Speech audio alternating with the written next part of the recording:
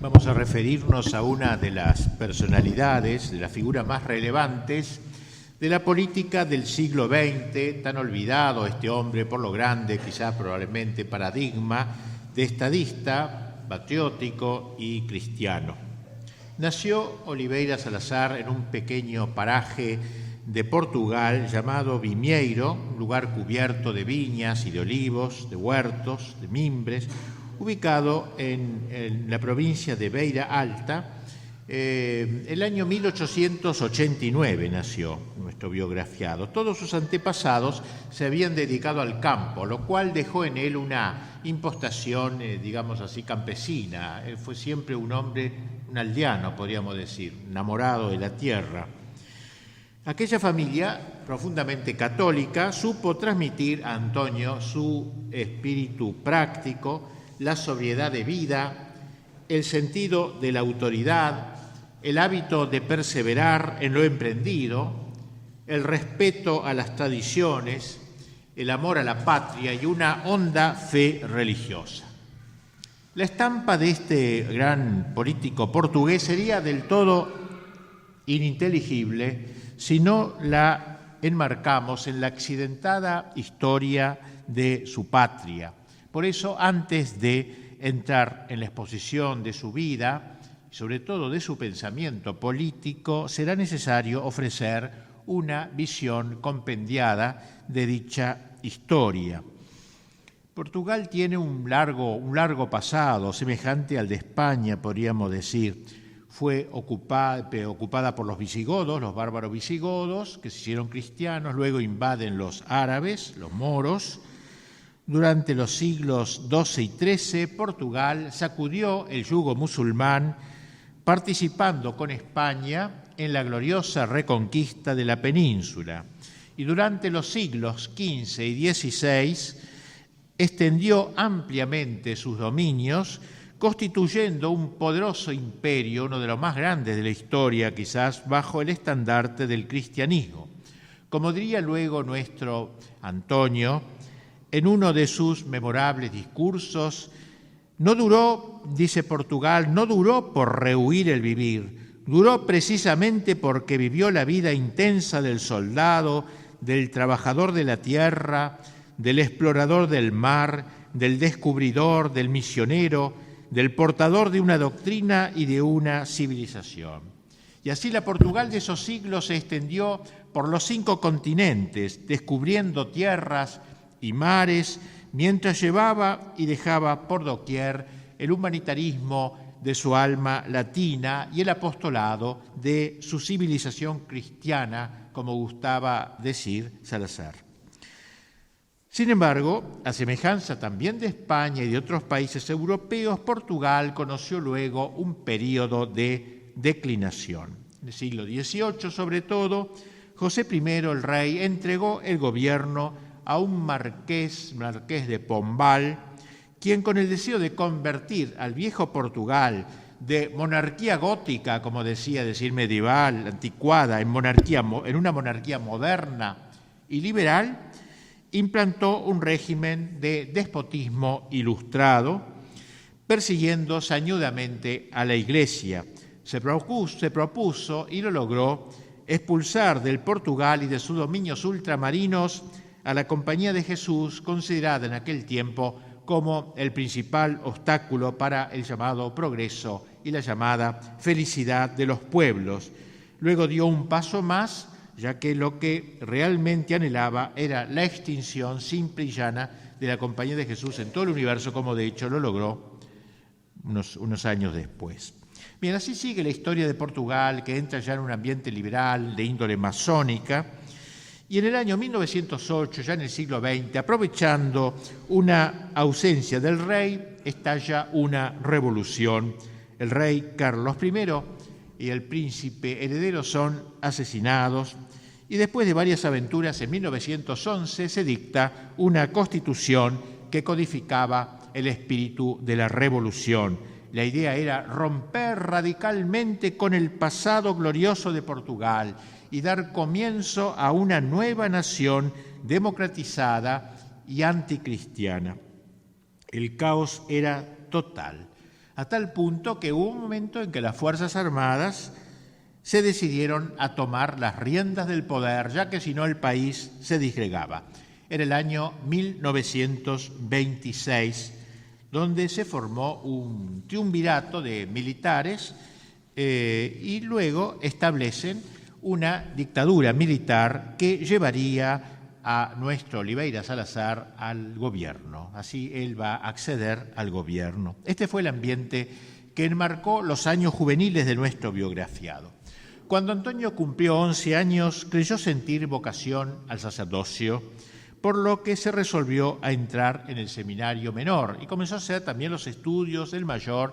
Tuvo 8 años, de 1900 a 1908. Luego salió del seminario entendiendo que no era eso a lo que Dios lo llamaba, pero la disciplina del seminario dejó en él hábitos muy buenos. Él dijo que fueron años muy ricos en su vida espiritual sobre todo. En 1917, el año que estalla la Revolución Soviética, Salazar es nombrado profesor adjunto en la Cátedra de Ciencias Económicas, era un gran economista. Al año siguiente se doctoró en la Universidad de Coimbra, cambiando su uniforme de estudiante por el de profesor, una capa recubierta en su parte superior por una especie de museta bordada, el bonete negro de los profesores de Coimbra. Y así comenzó su docencia, preocupándose especialmente de que sus alumnos se familiarizasen con los grandes acontecimientos del momento, que supieran dar un juicio, ¿no?, de las ideas que pululaban en el mundo en orden a que tomasen partido bueno, y extrajesen las consecuencias, las conclusiones adecuadas.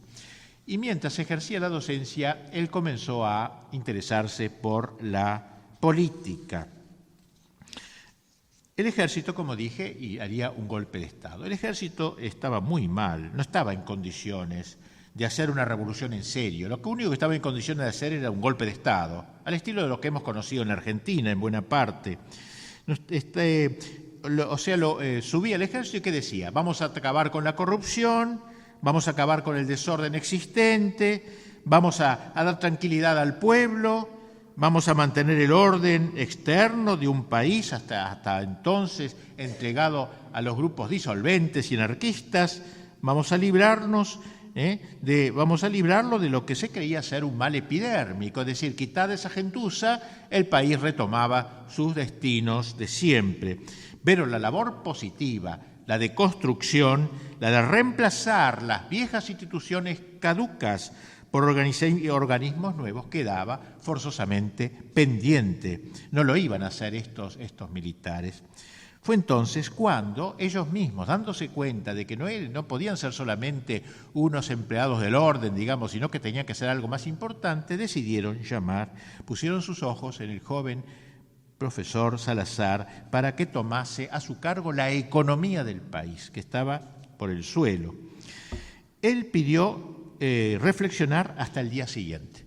Se dice que pasó la noche en oración y que muy de mañana un sacerdote celebró por su intención la Santa Misa que él mismo ayudó y en la que comulgó, y conversó largamente también para ver si aceptaba o no con un amigo íntimo de él que se llamaba el padre Cerejeira, que con el tiempo sería obispo y cardenal de Lisboa, así que él iba a ser jefe de Estado, casi, o jefe de gobierno, y el cardenal íntimo amigo suyo, compañero de universidad, vivían en el mismo cuarto, el mismo pensionado universitario, diríamos hoy.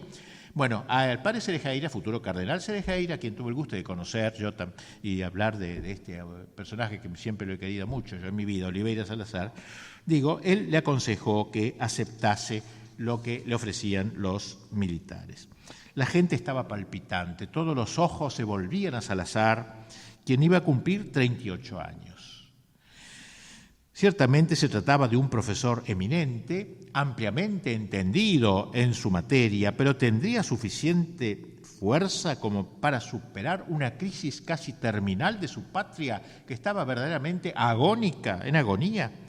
Lo cierto es que empezó a renacer la esperanza. Era una persona demasiado pura, demasiado limpia, para que la gente no se sintiese atraída y esperanzada. Por fin Portugal tenía un presidente, el general Carmona, y un ministro de Hacienda, Oliveira Salazar, ambos efectivos y con poder real. Había terminado el golpe militar para dar paso a la Revolución Nacional, que era otra cosa, era un Estado nuevo, la creación del Estado Nuevo.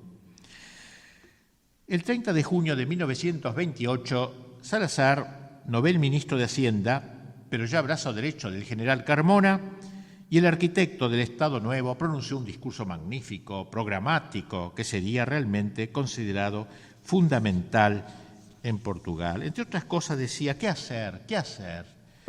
Recoger resueltamente en las manos las tradiciones aprovechables del pasado, las realidades del presente, los frutos de la experiencia propia o ajena, la previsión del futuro, las justas aspiraciones de los pueblos, el ansia de autoridad que agita las generaciones de nuestro tiempo y construir el nuevo orden de cosas que sin excluir aquellas verdades sustanciales a todos los sistemas políticos mejor se ajusten a nuestro temperamento y a nuestras necesidades.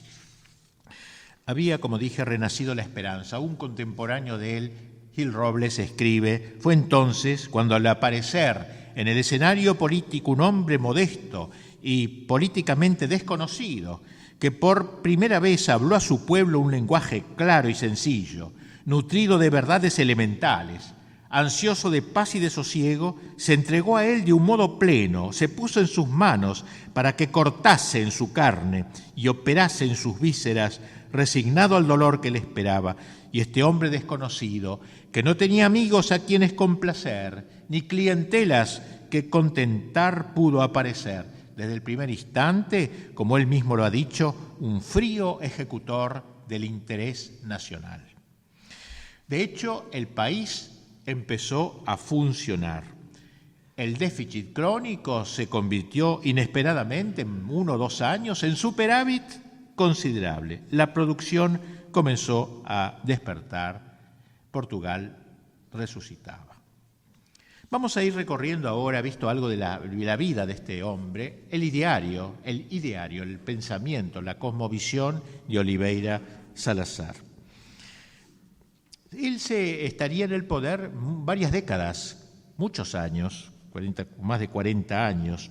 No se trató de una mera permanencia por inercia, digamos así. Su gobierno propuso y realizó un plan coherente y no interrumpido en base a varias ideas claves, inteligentemente expuestas y corajudamente llevadas a cabo. Veamos en primer lugar su política económica. Cuando toma él posesión de la cartera de Hacienda, la situación, como dijimos, era realmente angustiosa. No solo por la devastación material en que se encontraba Portugal, sino también y sobre todo por la convicción generalizada de que no se podía hacer nada para salir de la situación recesiva en la que le habían dejado la imprevisión y la incompetencia de los gobiernos democráticos. La única manera de revertir esta lúgubre situación no podía ser sino, como decía él, subordinando el dinero al trabajo. Y así pronunció un discurso también en este campo programático. Dice, porque hay una crisis más grave que la crisis de la moneda y del cambio y del crédito y de los precios y de las finanzas públicas, más grave porque es la madre de todas ellas, es la crisis del pensamiento económico. Mejor dicho, la crisis de los principios que informan la vida económica.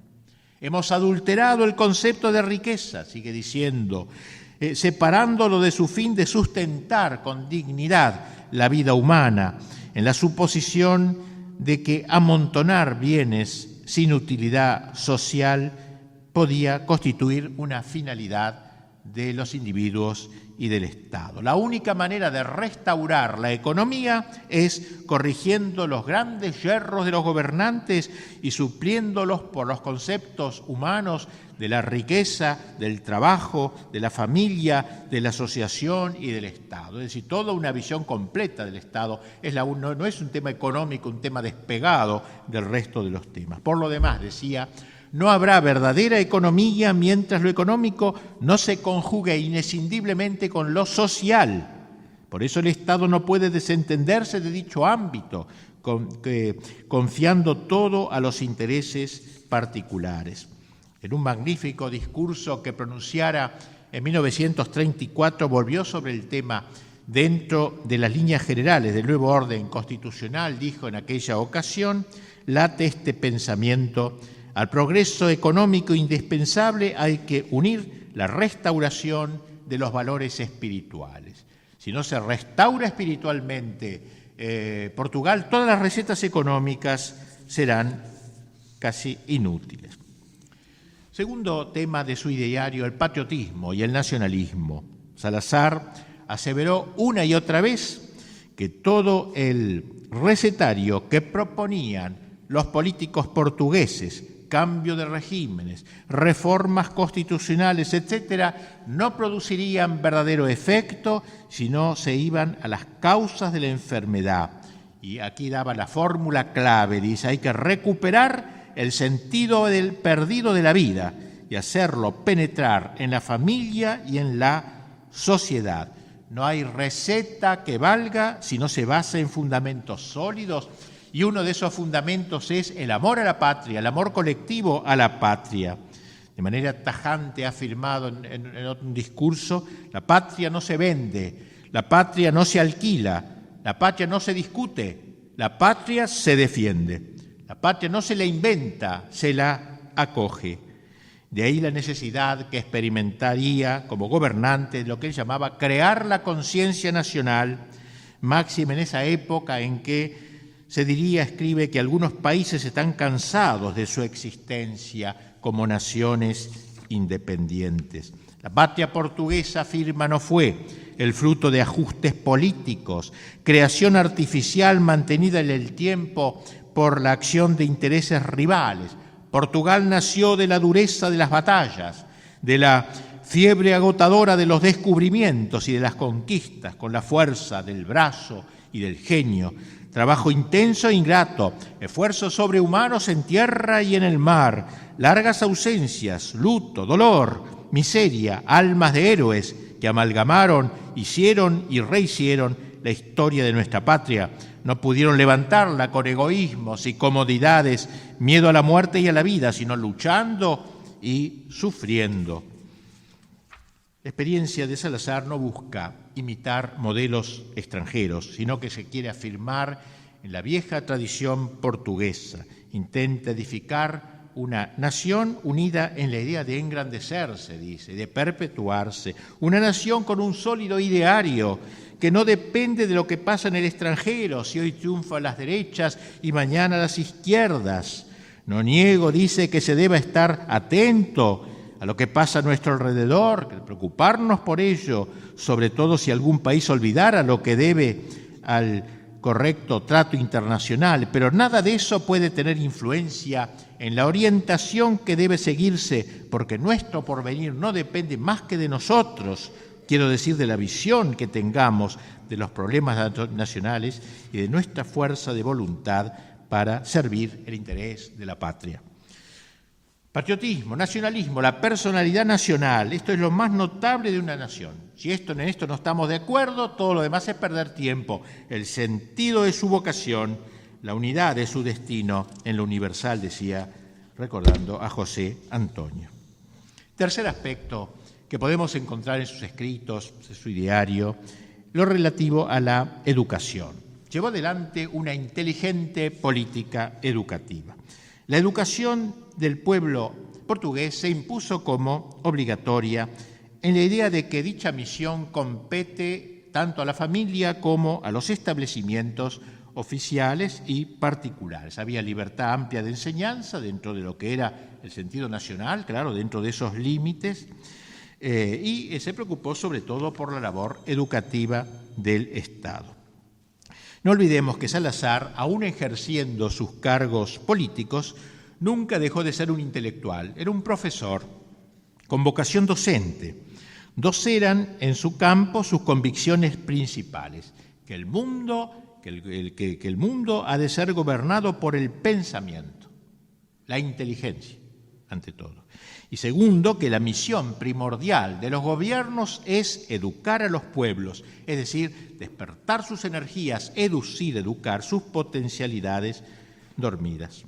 Tras haberse dejado atrás el estéril enciclopedismo racionalista, las leyes acompañaron el proyecto del gran estadista: revisión de programas, selección de profesores, textos únicos de lectura, especialmente en las materias que tienen más que ver con la formación moral y patriótica de la juventud.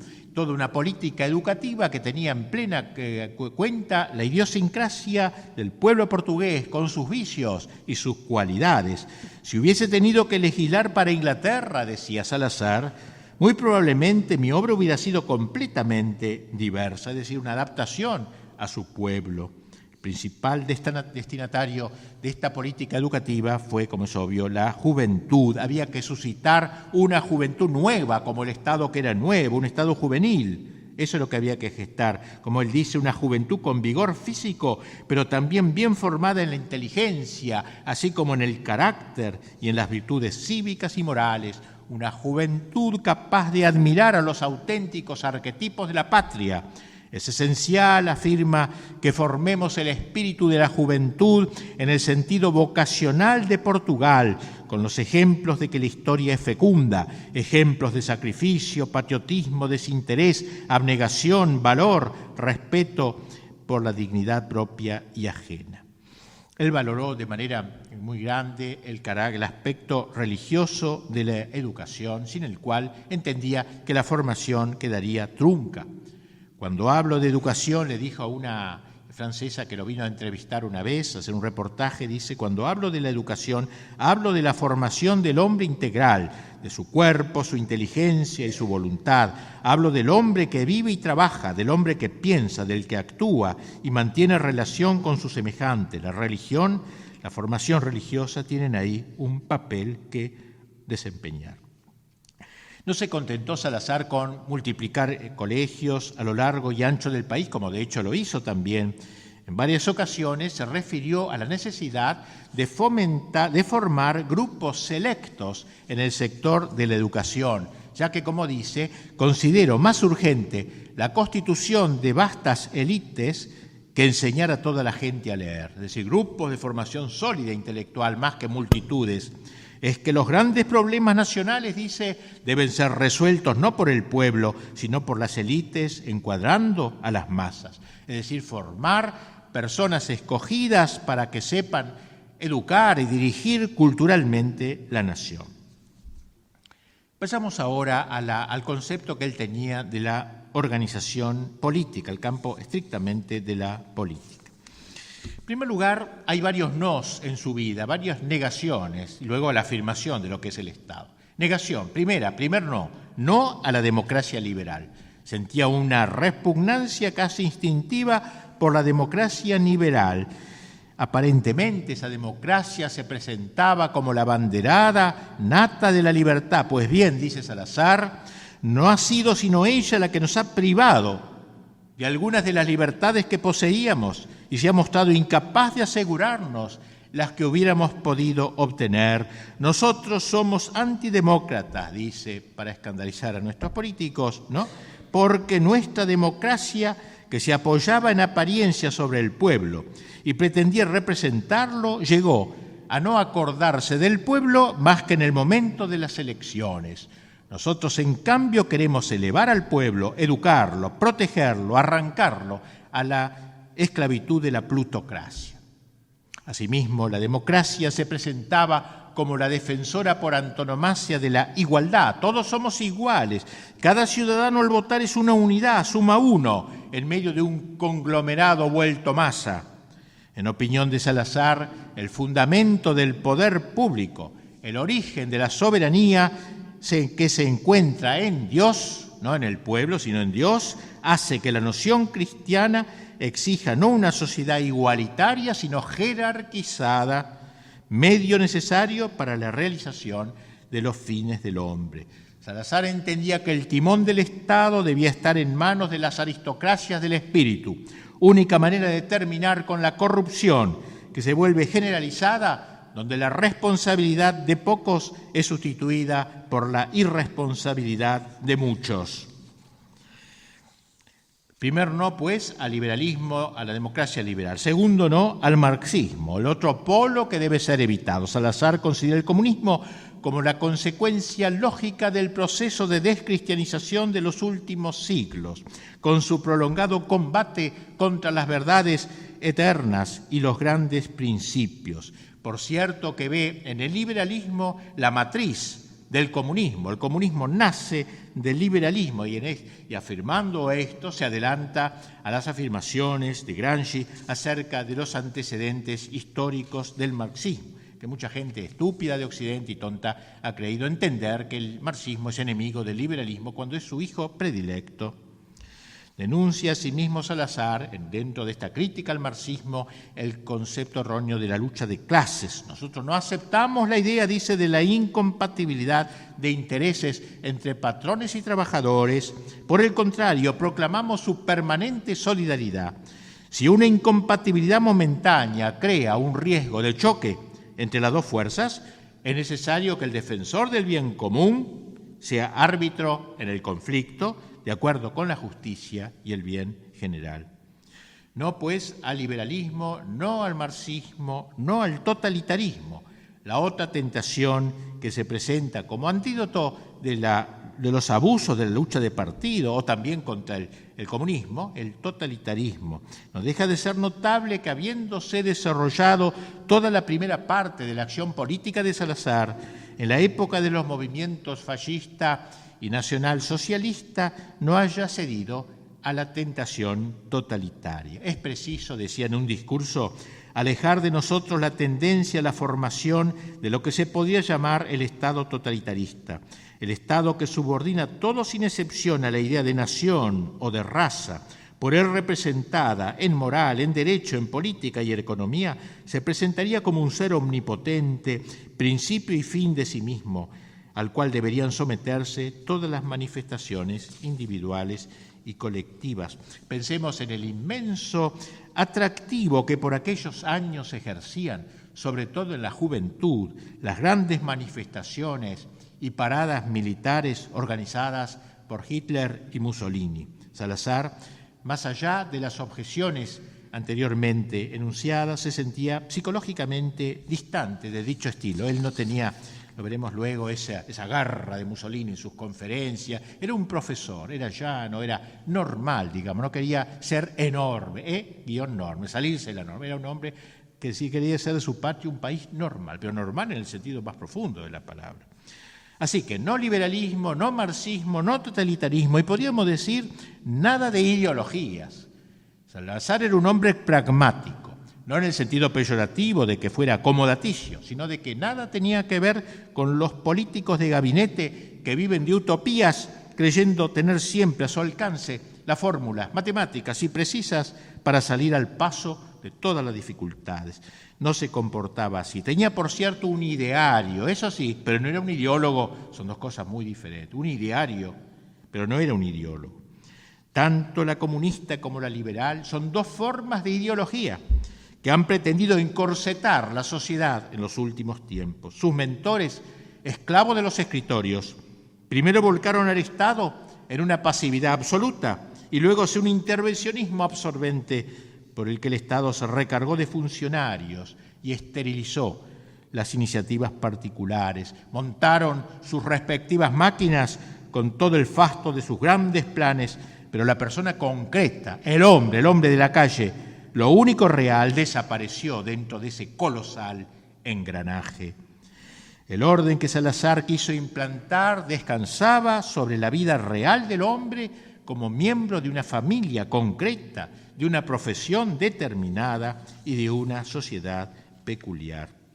Sin embargo, a pesar de todos estos no podemos decir que la Revolución Nacional, el orden nuevo, fuese algo negativo, que se agota en el rechazo.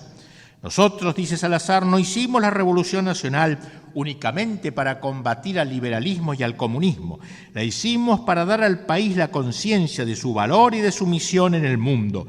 La hicimos para reforzar la unidad nacional, para elevar el nivel material y moral de nuestro pueblo. La hicimos para defender nuestro patrimonio de 8 siglos de historia. Por eso él entendió que no bastaba con los repudios, no bastaba, era preciso llevar a cabo algo positivo, y por eso creó en el año 1932 la llamada Unión Nacional, que fue un movimiento, no un partido, que se dedicaría a impulsar el programa de la revolución, que suponía una reeducación política del pueblo portugués, devolviéndole el sentido del heroísmo, de la grandeza imperial, o en palabras de Salazar, tomar resueltamente las tradiciones aprovechables del pasado, ¿no?, para proyectarla al futuro. Asimismo, decretó la disolución de la francmasonería, juntamente con otras sociedades secretas sospechosas por su clandestinidad. En el año 1935, la influencia de la masonería en Portugal había sido inmensa. Ellos ponían ministros, presidentes, nombraban embajadores, jefes militares, legisladores, redactaban leyes. Por eso sale un proyecto que aprueba Salazar que dice: el juramento, el secreto, la obediencia y además la organización jerárquica de los grados dan a la masonería un oculto poder político que le permite dominar la administración pública y sus servicios, fomentar las revoluciones e instaurar poderosas organizaciones internacionales. Se agregaba que la Revolución Nacional traicionaría su programa si tolerase la existencia de estas sociedades secretas. 2 años más tarde, en la antigua sede de la todopoderosa masonería portuguesa se instaló, el gesto tuvo carácter de símbolo, la sede de la Legión Portuguesa, que fue una asociación encargada de difundir el ideal del Estado Nuevo. Durante largos años, dijo en el discurso él, desde aquí, desde esta casa, se extendió el maléfico y antinacional espíritu de la masonería. Desde ahora esta casa será un centro de acción cristiana y nacionalista, intensa, continua y metódica. Salazar era muy consciente de la descomposición en que se encontraba la Europa de su tiempo, fruto sobre todo de la revolución filosófica de los siglos XVIII y XIX, siglos en que se negó a Dios, la moral, la verdad, llegándose a atentar contra la célula básica de la sociedad, la familia. Y por eso la posición de él de formar un Estado cristiano. Era un hombre profundamente católico practicante, según atestigua su amigo, al que nombré antes, el cardenal Diego Cerejeira, con quien vivió desde 1915 a 1928. Mire si se habrán conocido. Qué suerte para un país tener una gran autoridad religiosa como Cerejeira y una gran autoridad política como Salazar, y que se entiendan como amigos, unión concreta de la Iglesia y del Estado en un proyecto común. Salazar siempre entendió que el Estado no podía prescindir de lo religioso y de lo moral, entendiendo que los valores trascendentes eran los supremos de la sociedad política.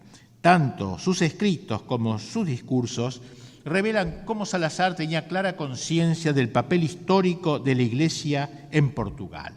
Estaba convencido de que Portugal era una nación que había nacido bajo la protección de la Iglesia, que había alcanzado su independencia luchando contra los musulmanes y que sentía bullir en su sangre la vocación misionera que propagó la fe católica en ultramar. Y por eso su gobierno apoyó plenamente los ideales de la Iglesia. La enseñanza estatal se concretó según los principios de la doctrina católica. Se restituyó el crucifijo en los colegios, se incluyó la moral cristiana en los programas escolares, se afirmó que la religión era un elemento constitutivo en la formación del hombre y se apoyó siempre a los misioneros que estaban en todos los países de las colonias del Imperio Portugués.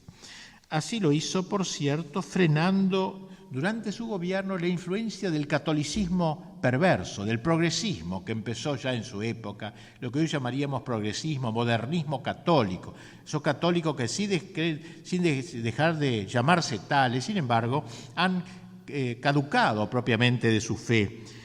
Salazar llevó adelante este difícil combate contra curas, incluso malos sacerdotes progresistas, con el apoyo del cardenal de Lisboa, del patriarca de Lisboa, quien no vaciló, el cardenal, en denunciar públicamente el progresismo, dijo, de algunos católicos contaminados por el espíritu marxista.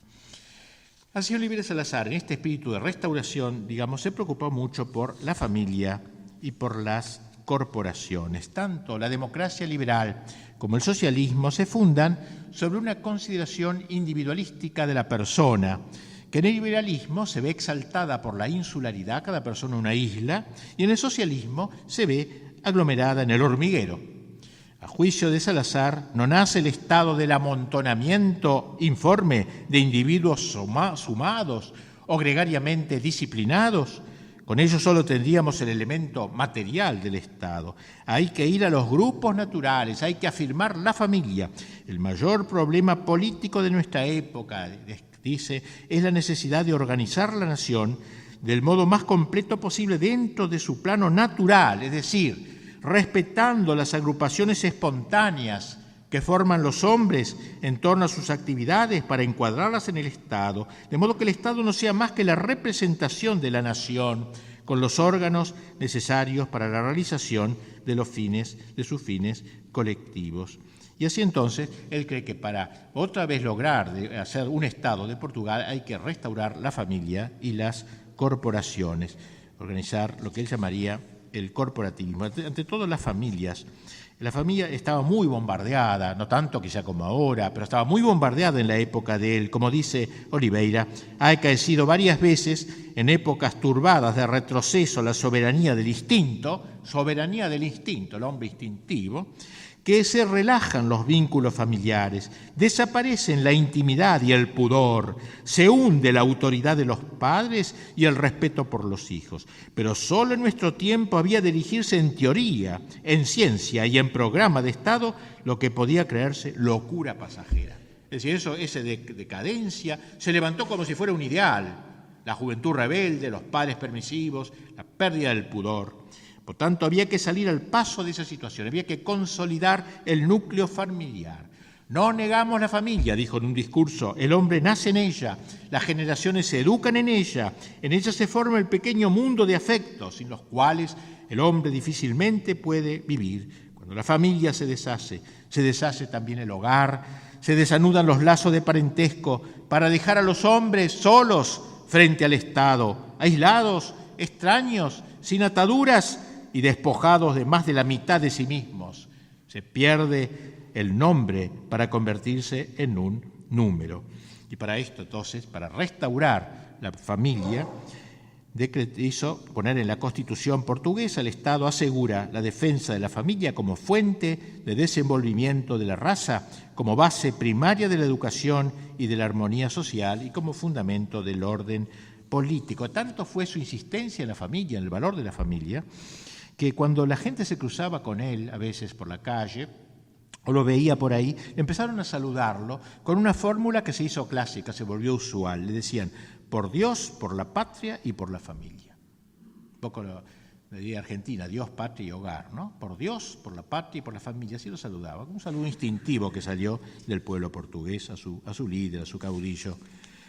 Y también el corporativismo. ¿Qué era eso? El corporativismo es, él, más allá que los partidos políticos que no le interesaban, quiso juntar a la gente en lo natural que era la familia y las corporaciones. Las corporaciones es el lugar donde uno trabaja generalmente, ¿no? Esa sociedad fragmentada, él quería darle una vertebrarla de manera corporativa, ¿no? Complementando la representación política de la Asamblea Nacional. Había una representación política, pero luego había también corporaciones. Por ejemplo, la corporación de las casas rurales, de los trabajadores en los zapatos, qué sé yo, en donde no era una clase, la clase trabajadora, contra los patrones, sino todos los zapateros estaban unidos, los patrones y los que vendían y hacían los zapatos.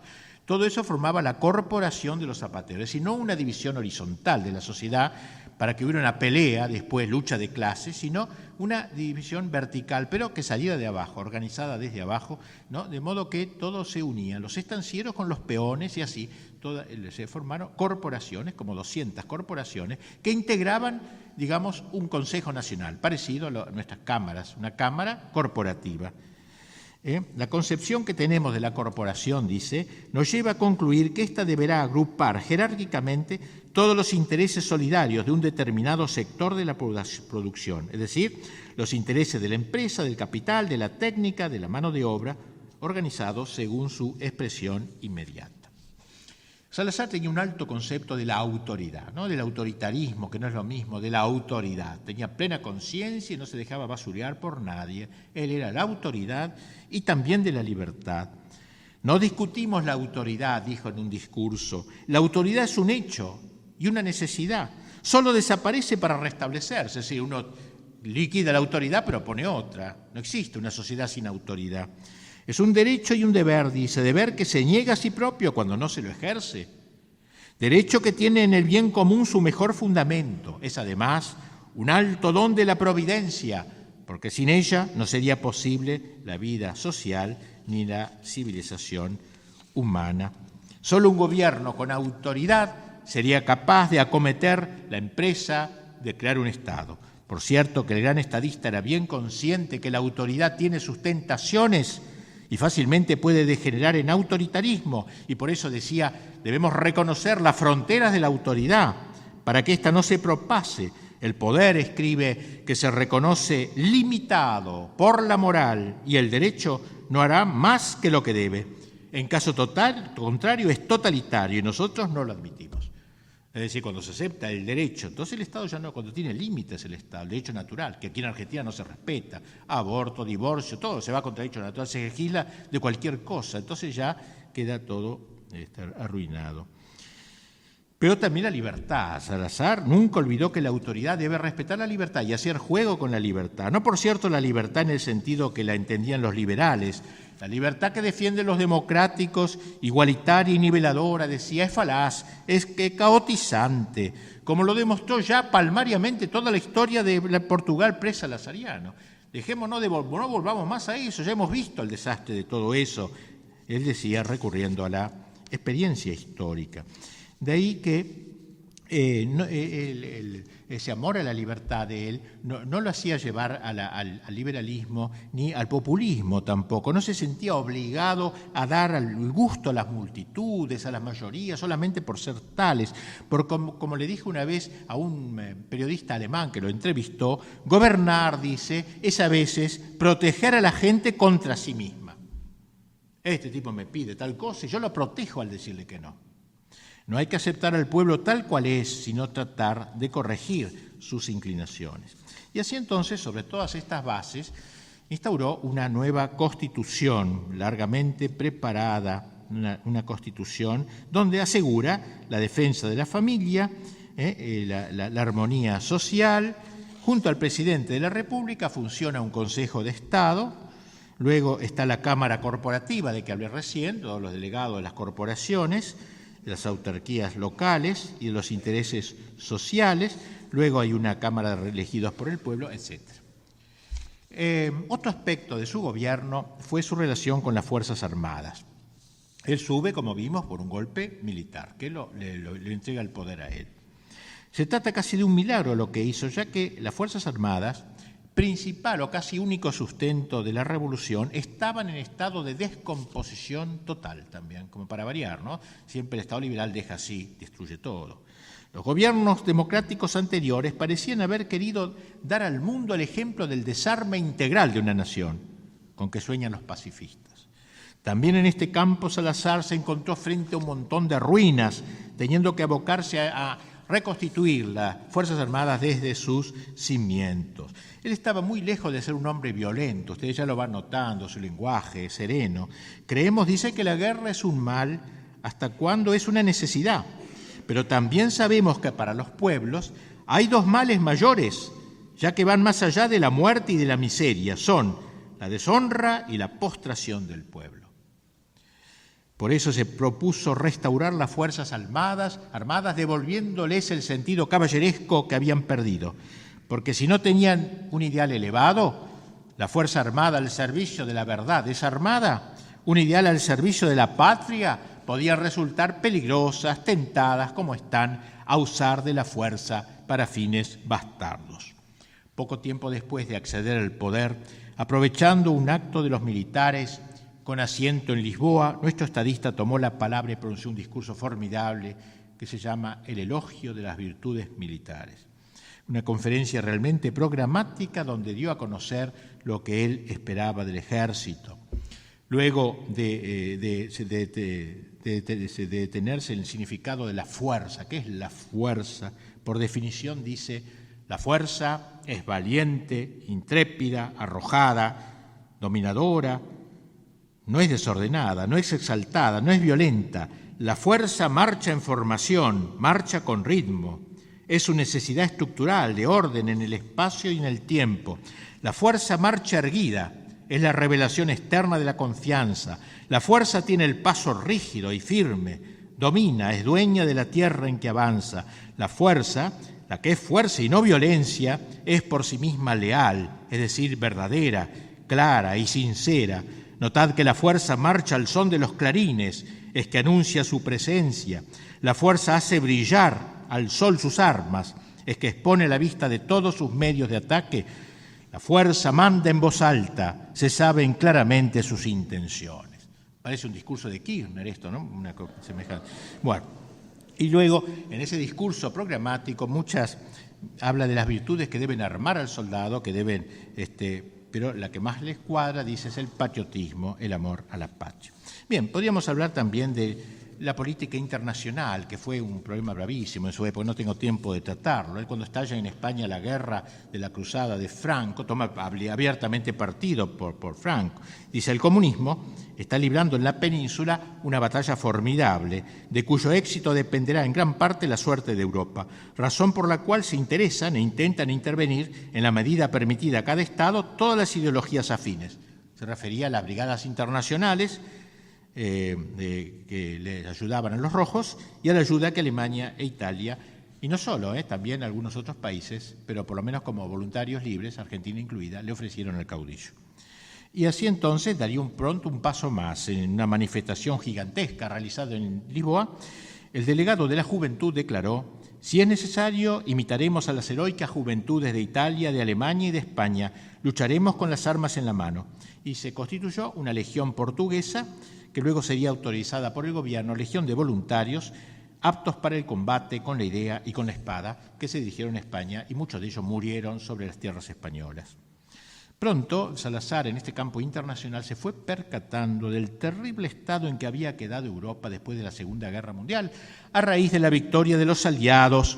No habían pasado 10 días de la capitulación del Tercer Reich cuando señaló su preocupación por el conflicto que nacería en razón de las contradicciones, al menos aparentes, de la alianza entre el capitalismo y el comunismo, ahora que el enemigo común había sido aplastado. Lo que en realidad triunfó, decía, fue una ideología que ciertamente no coincidía para nada con el ideario del nuevo Estado portugués. Mostró asimismo una gran desconfianza con las Naciones Unidas. En el plano internacional las cosas iban de mal en peor. Tanto se ha repetido, dice, que del último conflicto saldría otra humanidad y otra civilización, que en todas partes se espera el florecimiento de nuevas realidades, y muchos son los que se inclinan a descubrir la definición de dogmas salvadores en la verbosidad que inunda nuestra época. Por el contrario, hemos asistido a errores que ni siquiera proceden de los principios del pasado, son simplemente la vergüenza de nuestra época, cuyo sentido moral, embotado por el persistente espectáculo de la brutalidad, se separa de los progresos del saber. Se refiere a después de la guerra, un espantoso genocidio cegaba por aquel entonces la Europa que se llamaba liberada. Las sucesivas purgas que promovieron los triunfadores aliados hacían desaparecer millones de personas de los países vencidos, sobre todo alemanes, franceses que habían colaborado, rusos, croatas, eslovenos. Las víctimas sometidas a parodias de juicio no tenían quien los defendiese. Hay quienes dicen haber visto llorar a Salazar. al enterarse de los degüellos de presuntos colaboracionistas ocurridos en Francia. Y por eso los vencedores, el capitalismo occidental y el comunismo marxista, apuntaron todas sus flechas ahora contra Portugal y contra España, a la que trataron de insular, ponerle una isla. Y además lucharon para destruir el imperio portugués. Consiguieron que metiendo soldados, plata y todo, que las colonias se fueran rebelando, y se así Goa y una tras otra se fueron rebelando, y Portugal y Salazar no podía hacer nada contra un movimiento tan espantoso. Así que eso para él fue un aspecto muy doloroso.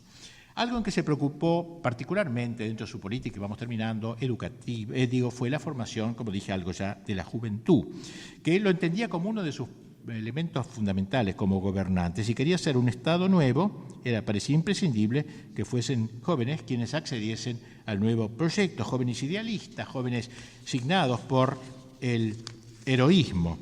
En especial se había propuesto dar una buena educación en los colegios, refiriéndose al drama de su época, el relativismo, la pérdida del sentido de la vida, que no podía sino afectar a los jóvenes. Decía: no comprenderíamos, no podríamos consentir que la escuela portuguesa sea neutral en este pleito y traspasaría los límites de lo tolerable si velada o claramente trabajase en contra de Portugal y ayudase a los enemigos de nuestra civilización. Será preciso que los jóvenes comprendan el valor de la tradición en el sentido dinámico de la palabra tradición, es decir, de la recepción afectuosa de un patrimonio que ellos a su vez deberán transmitir acrecentado a las siguientes generaciones. Porque si la juventud, escribe, comienza por desconocer que no existimos, sino porque nuestros ancestros existieron, y que únicamente continuando su esfuerzo y sus sacrificios seguiremos siendo dueños de nuestro suelo y de nuestro destino, entonces en verdad no estamos ya frente a una juventud atormentada, sino ante ramas muertas del árbol nacional. Los que merezcan este calificativo no harán nada por la grandeza de la patria, aunque se complazcan en esgrimir este eufemismo. En 1938, Salazar dirigió a los legionarios, a juventud que había creado, un discurso donde decía: el enemigo de ustedes está en las oficinas, en la enseñanza, en la prensa, en el teatro, en el cine, tras la falsa noticia, la columna, el derrotismo. Se establece según las circunstancias o se desplaza, va del campo a la ciudad, del ciudad a los pueblos, en agitaciones secretas, en propagandas subversivas. Solo que nosotros también debemos estar allí, en el campo, en la ciudad, en las oficinas, siempre y en todas partes. Ustedes, jóvenes vigilantes, listos para la respuesta, para la acción. Estamos en todas partes, en los cafés, en los teatros, en los trenes, en las montañas, en los campos. Y desde que estuvimos dispuestos a ocuparlos, el enemigo jamás ha logrado volver a tomarlos. Es decir, anotamos en su gobierno una gran importancia de lo que podríamos llamar la impregnación cultural, la revolución cultural, que dice Gramsci, pero bien entendida, en el buen sentido. Él comprendía que su política iba a contrapelo de la situación mundial entonces imperante. La crisis era universal. Y por eso podríamos decir que él instauró lo que podríamos llamar una doctrina en acción. Era un su ideario, ¿no? Una doctrina en acción, eso era su política. Había una doctrina, pero activa, no de libros solamente. En la napa más profunda de la historia, más allá de las enfrentadas teorías económicas, sociales y políticas, la lucha se entabla en el campo de las ideas filosóficas y teológicas, como lo entendía también Salazar. Por eso urgía, dice, constituir un frente de la inteligencia, linda palabra, un frente de la inteligencia. Para enrostrar al liberalismo y el auge del comunismo no bastan los cañones y las bombas, se hace preciso responder a su proselitismo con otro proselitismo. Hay que elaborar un cuerpo doctrinal y político bien definitorio, en orden, dice, a disponer de la superioridad ideológica que actualmente no se posee sino en potencia. Y por eso Salazar sabía que su gobierno debía ser un gobierno pensante, como claramente lo ha señalado. Todo Estado, aunque sea liberal, obedece a una concepción filosófica. Y todo gobierno es por sí mismo una doctrina en acción. Todo gobierno es una doctrina en acción. Hay pues que crear sobre esta base lo que podríamos llamar el alma nacional. El Estado no puede limitarse a acciones concretas, exteriores, debe penetrar en los corazones, ahí debe triunfar.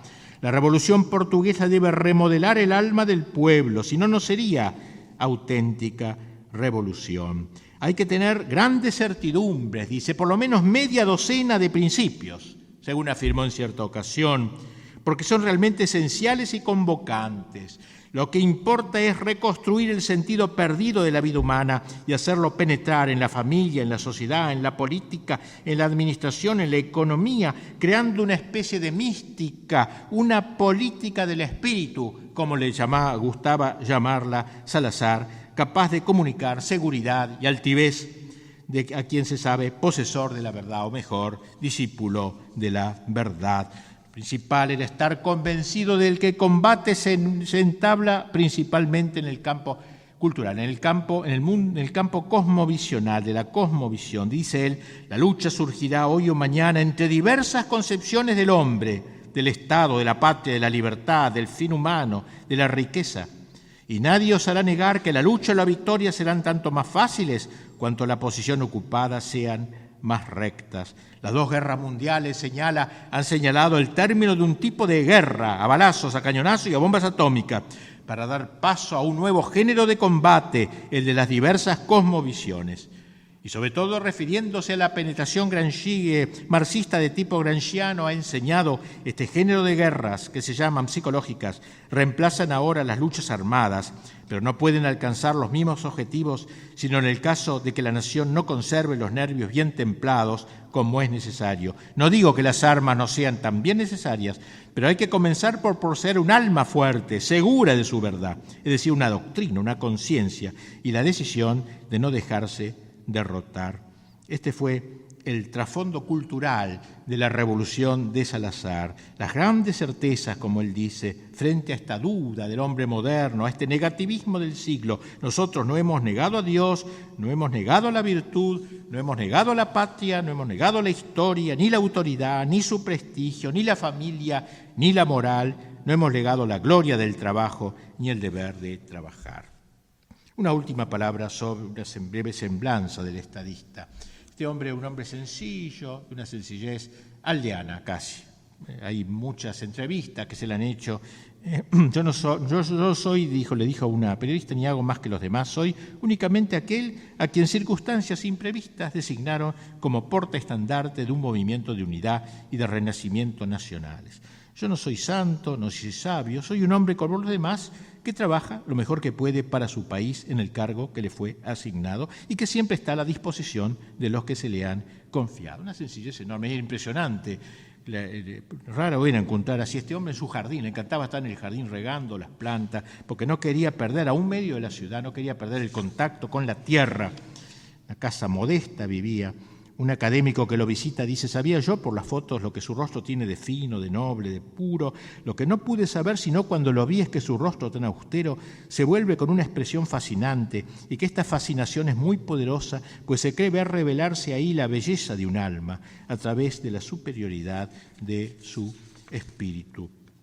A este hombre le chocaban esos términos exagerados que tanto usamos nosotros los argentinos. ¡Qué bárbaro! ¡Qué magnífico! ¡Qué extraordinario! Señor, le decía. Señora, le dijo una mujer que le hablaba en esos términos. No hay que desnaturalizar así el sentido de las palabras. Era un hombre, hasta en eso, era sereno, no le gustaba hacer esas exageraciones, rimbombante, ni nada de esas cosas.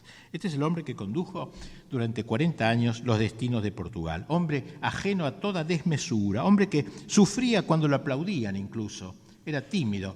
Un verdadero caballero, que renunció a todo para desposarse con la patria. Era su única esposa, quedó soltero, pudo casarse, pero no quiso hacerlo para casarse con su patria.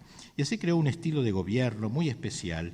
Él decía que le costaba mucho hablar y le costaba mucho escribir. Las dos cosas le costaba, y comprendía que eso era una restricción, pero no se rindió a esa alergia instintiva, sino que, y él decía, claro, a los jóvenes les gustaría actos públicos, estilo Mussolini, le contaba a un francés, quisieran vivir una vida frenética, intensa, demostraciones grandiosas, tumultuosas de la vida alemana, italiana, al estilo de Hitler y Mussolini, ansían que yo les inflame en una especie de rencor sagrado, que los dirija contra sus enemigos. Yo no, yo quiero normalizar a la nación. quiero normalizar a la nación. Qué rara esta fórmula, ¿no? Porque el nacionalismo no es una voluntad desordenada de poder, sino todo lo contrario, es la voluntad de mantener y desarrollar en una nación lo que es necesario para la vida normal, para la vida común, que no es lo mismo que mediocre, no tiene nada que ver con una vida mediocre. Bien, sea lo que fueren de sus dotes oratorias y literarias, aunque a él no le gustaba hablar y escribir, sin embargo, es un gran prosista, un muy buen escritor. Hombre sencillo. Él dice, las tres cosas que más me gustan en el mundo son los niños, las flores y las fuentes. Hombre del camino, del campo. Eso es lo que le gustaba. En cambio, las ciudades no le atraían. Hoy no se levantan en ellas catedrales, decía, se levantan estadios. Hoy no se hacen teatros, se multiplican los cines, no se buscan ideas, se buscan imágenes. Y por eso él creía que el hombre de la ciudad sufría más que el del campo, porque estaba mucho más inhumano, mucho más sufriente. Dice una periodista que largos ratos paseaba con Salazar y que dice que los peones de la aldea, cuando él iba a descansar fines de semana, lo saludaban, conversaban con él. Dice, yo me acordaba cómo César conversaba con los campesinos del agro romano. César, el gran César, no temía conversar con los campesinos del campo romano. Me gusta esta campiña bucólica, le decía Salazar, donde todos parecen poetas y donde el gesto gratuito ha conservado su antiguo valor.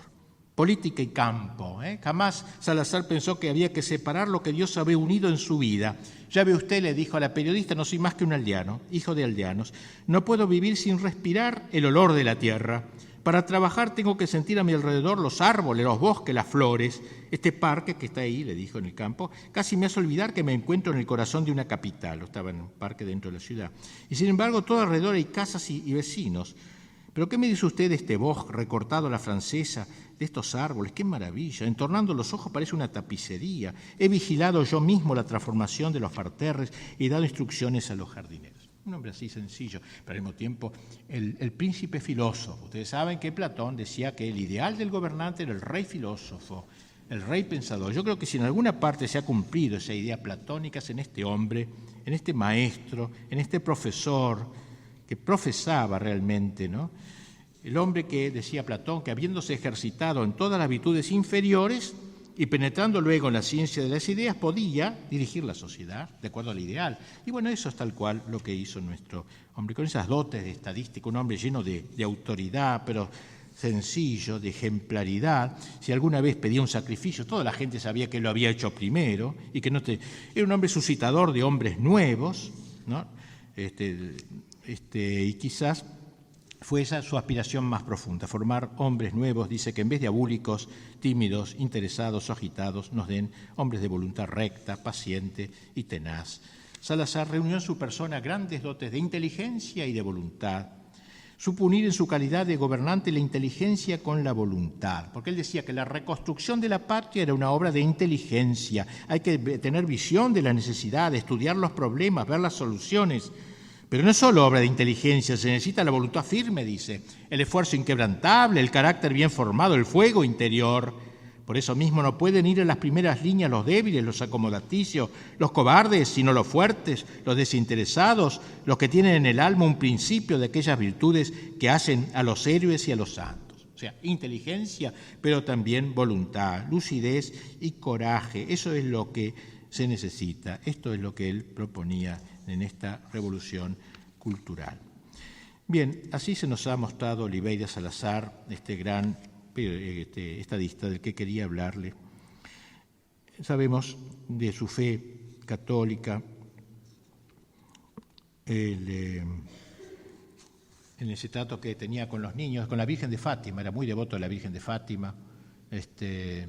Una vez un chiquito le encantaba a los chiquitos, ¿no? Le escribe una carta: señor presidente, le dice, mire, mañana tengo que dar examen de 4º grado, tengo un miedo, así que por favor, me han dicho que usted es muy amigo de la Virgen de Fátima, así que le pido que le hable y le diga que me ayude mañana, porque yo no sé qué será de mí, pero por favor no se vaya a olvidar lo que le digo, mi familia se mudó, no está allá donde vivía antes, está en otro lugar, para que sepa la Virgen, ¿no? Digamos que está en otro lugar. Estaba feliz y le contestó una carta lindísima. Mira, dice, le pido a la Virgen solo que si escribes con los errores de ortografía con que me has escrito, difícilmente ni ella quiera aprobarte, ¿eh? Así le dio un reto al chico. Bien. Está al momento donde hemos llegado en su muerte, está en su cuarto, tiene un crucifijo, una imagen de Nuestra Señora de la Concepción, oía misa todos los domingos, ayudaba él mismo y hacía cada año en ese lugar el mes de María, le gustaban los cantos. Dice, Nuestra Señora es para mí una íntima amiga, decía, y le atribuía el renacimiento de Portugal. La política de Salazar no puede ser entendida si no se ve desde este punto, porque como dijo Olivera Salazar más adelante, para expresar todo lo que ha pasado acá desde hace 25 años, dice, el vocabulario portugués no tiene casi sin una sola palabra, milagro. Sí, nosotros tenemos la firme convicción de que debemos a la protección de María Santísima la transformación maravillosa de Portugal. Milagro, expresión de un milagro, seminarios repletos de jóvenes, gran incremento del número de sacerdotes religiosos, peregrinaciones numerosas, retiros, una acción católica floreciente, fundada en el culto a Cristo Rey y a Nuestra Señora de Fátima, un Portugal preservado del terror comunista. Recuerdan que dijo la Virgen en Fátima, Portugal será preservado, ¿no? En uno de los mensajes. Al igual que el patriarca de Lisboa, también el Papa Pío XII aludió a la atmósfera de milagro que envuelve a Portugal. Hemos llegado al año 1968, Salazar tiene 79 años, cae enfermo, tras una momentánea recuperación sufre un derrame cerebral, fuertes dolores de cabeza.